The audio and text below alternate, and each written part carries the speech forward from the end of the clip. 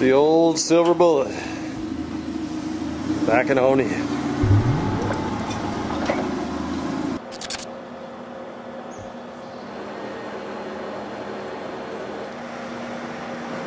Y'all notice anything weird about this situation right here? Yeah, the boat's not supposed to be on the ground. This is quite an odd day because, as you guys know, I just got the crispy collector. We're starting to make some vids in that.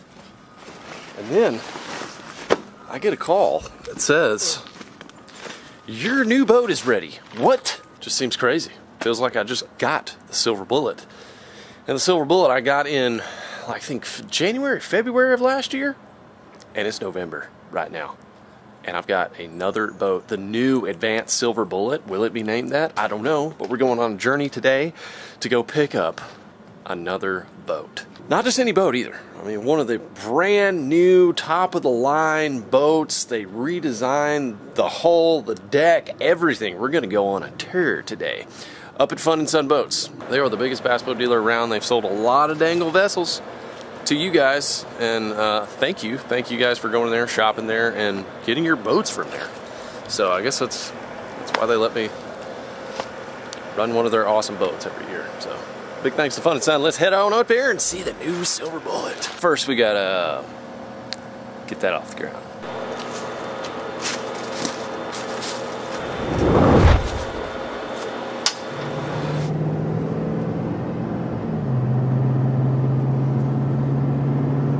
Well, it just started to rain. I say that's good luck on your wedding day, but maybe it's good luck on your new boat day. It's like a blessing of the boat. Many Mondos to come. Maybe that's just my positive attitude, but we're just gonna have to roll with it. I hate getting rain on the boat though. Like the first day out, come on. Let me just have one dry day to just sit in and smell all the compartments, you know? Oh yeah, there she is. Look at all them boats out there, man. The mecca of dangle vessels. Fun and Sun. And tackle. They got tackle in here. We have arrived at the moment. Here with Fane at Fun and Sun. You've got a ton of boats in here right now, man.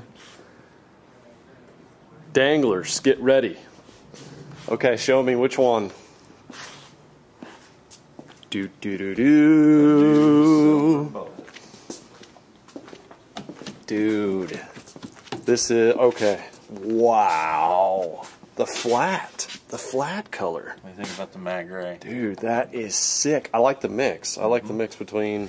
Me and Chuck, my Skeeter rep, put this color together for you. You did good, We did silver, but we wanted something that kind of is a little different. More gray in it. A little pop. Yeah. I remember seeing one last year that was like a special edition that I loved.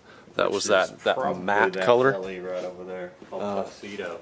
Yes. That's kind of what we mimicked. Yes, off of, that's right. Honest. So yeah, this is kind of like the silver bullets colors right here, and this is a mix between the two plus the matte color, which is just sick looking. Okay, so this is the Skeeter FXR 21. While Fane and the rest of the guys up here are finishing up the rigging, they got a few fine detail things. I want to let you guys know they do have Guggen baits in here. They have Guggen Squad hard baits as well. A lot of the brand new baits that we just launched, including the frogs, the Filthy Frog. They got the blooper, clutch. They got it all. They actually have a lot of the really good stuff that tournament fishermen get. They have it up here, so they're not just a boat store. In fact, when I was fishing team tournaments way back a long time ago, remember they had some spinner baits in here that I got that I ended up fishing for years, and I couldn't find them anywhere else. They were the only place that had them. They had custom gold and nickel blades and hand-tied skirts and everything, so some of that good.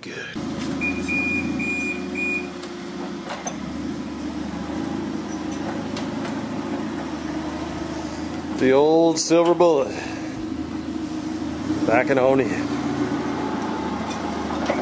I've actually still got all of my tackle in there, and I feel really bad because these guys are staying a little bit longer than they should to help me out. Thank you, Fun and Sun. but I still have all my tackle in there. It's gonna take a little while, so they're gonna help me transfer all of that. We're literally gonna do that right here.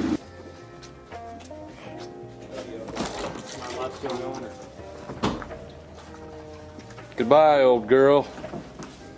You've been a good one. Caught many mondos, many delicious catches.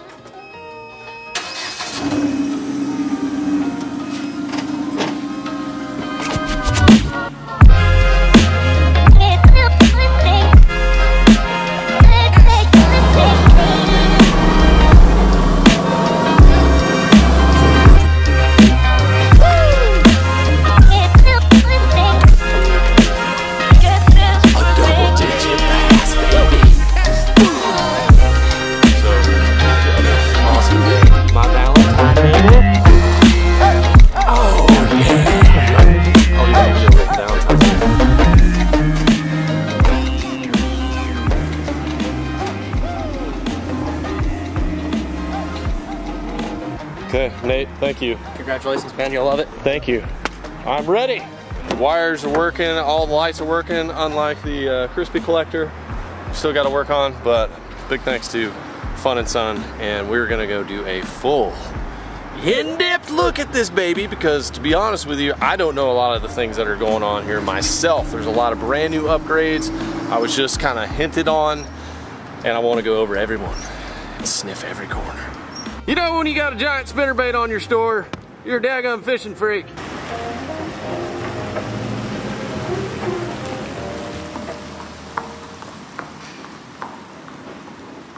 The new Silver Bullet's first night out was in the rain and storms, and it wasn't a good time to look at it. So now that we are in Guggen HQ, we can get a proper look at the new Silver Bullet. Okay, let's get into it. So I kind of assumed that the new boat was just going to be like a little bit of an upgraded version from the last one. That's usually how it is. You know, they change the seats a little bit, or they change the boxes or something of that nature. But what happened with this boat is they redesigned the hull, the cap, the sponsons, everything. Like the way this boat rides is supposedly completely different than previous models, and it kind of reminds me of like an old Ranger Comanche, the way they redid the lines of this boat and made it a little bit deeper. It's heavier, it's longer. I think it's 4 inches longer. So this is a completely different boat than what I had last time. Let's just walk through a couple of these things. Let's go to the bow, the nose. Look at this.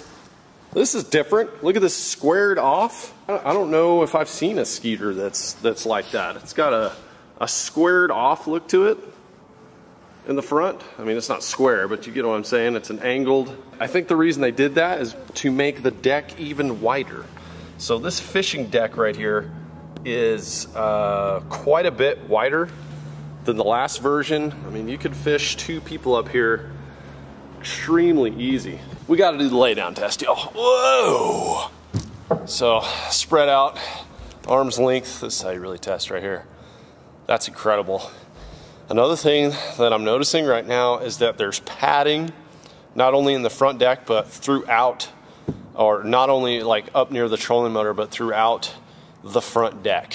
So that is really nice if you're going to be fishing all day. Nothing really different with, you know, the way you strap down rods, and not too much different with the trolling motor. It's got an old Trex on it. They did change the daggum cup holder on this thing, which they needed to do, because the last one, it got in the way. Like you couldn't put your pliers and your drinks up there because this little mount right here got in the way.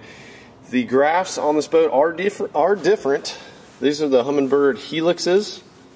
I haven't even taken the plastic off this thing yet. The last Silver Bullet had a 15-inch graph up front. This one only has a 12. See you guys, have a good weekend. A couple of danglers out there. So this one's rocking a 12-inch screen, not the 15-inch, but these are helixes. They're also not touchscreen. So all the controls are done over here manually with the buttons.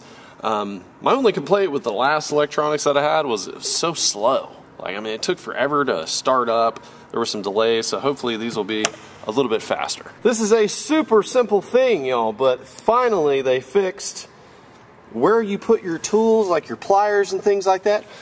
By the way, Guggen Squad pliers available, GuggenSquad.com. But on the last boat, they would stick in kind of at an angle like this and always fall out. Oops. Oh, first scratch. So now those will stay put. Day box right here. Day box is pretty much the same. Same boxes over here, you know, you got your little passenger day box. The seats are definitely different. The seats, they have brace handles right here on the side, so when you're climbing around the boat, I guess that's a little easier. You could probably tie off to those things in a survival situation, I'm not really sure. They feel good. So a little upgrade to the seat, but they kind of do that like every year. They're always changing the seats up. Now the layout inside the boxes is different. So let's take a look at that. Your main tackle boxes, this is really smart. The top is the same. It's a little bit wider. It's got the net in there, but right in here, which I've already filled them up, or they went ahead and just transferred. These are actually crates. You guys know I love to use milk crates. But what you do is, say you've got some tackle you just want to take out, transfer to another boat. Say I'm going to fish with Rob or one of the other Guggens, and I'm like, yeah, I'm probably going to be doing some cranking, you know, moving baits type stuff. Well, I just take this whole crate out. It's got 1, 2, 3, 4, 5, 6 boxes in it, and then I can just transfer that, go work on tackle out of my boat in the dangle cave, take it into one of my buddy's boats, or take it into the crispy collector, you know. It has 2 of those, so it holds 12 of those type trays. I've still got to figure out organization system for the rest of the things that I got in here. I've got my terminal tackle hooks and weights. These boxes don't fit into these trays, so it's just like the regular style boxes that go in there. So I got to figure out a little system, and then I've got these little ones right here, but see a good spot up there. Okay, so I can definitely fit more in that area. That's good. We're figuring this out on the fly right now. You put the terminal right here. Nope, that is not going to work, so that's yet to be figured out. Something that's different in the rod compartment is there's no more rod tubes. You just get one big rod tube. It's the old Cyclops, which is what most people really want to do anyway. I'm sure they got customer feedback to do this. Most people use these rod socks or rod protectors nowadays, and it makes it really easy to put multiple rods in one slot, but now you can literally just put, I don't know, you can probably put 30 rods in there if you wanted to. Side compartment box, basically the same. Nothing really different in there. So I've got to organize that, get that going. Smartest thing ever, putting a trash can inside of the boat. That's still here. In the console itself, same kind of power system. You know, it's got the hot foot. It's got trim. Oh, wait a second. I don't have a hydraulic jack plate on this boat. Okay, that is different. We just have trim. There is some sort of big button right here. I don't know what that is. That is like a pinball machine style thing. Maybe to tie off a little dock rope. That would make sense because it's more in the middle, and your boat doesn't switch around. You do have an onboard power display, so it shows you the power on your trolling motor batteries and your starting battery, and it's got literally like hair dryers inside of the boxes. Live wells basically look the same, but on the back deck they did something very smart. Pretty sure it's wider, first of all, but it's one big compartment. This is so key.